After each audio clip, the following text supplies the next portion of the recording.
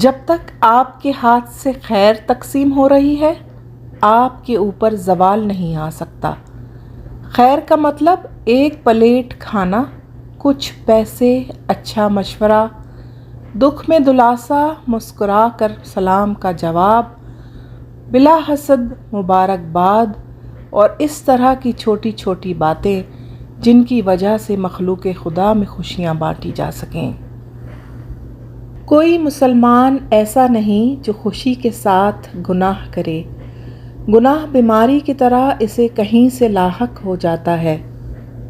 وہ لوگ جو کسی کا برا نہیں چاہتے، اللہ تعالیٰ ان کو ایسی منزلیں عطا فرماتا ہے جو ان کے گمان میں بھی نہیں ہوتیں۔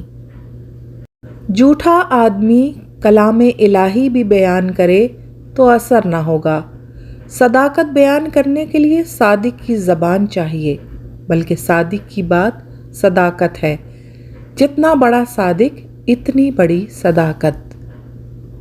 دوسروں کو سزا دینے کا عمل چھوڑ دو تو اپنی سزا سے بچ جاؤ گے۔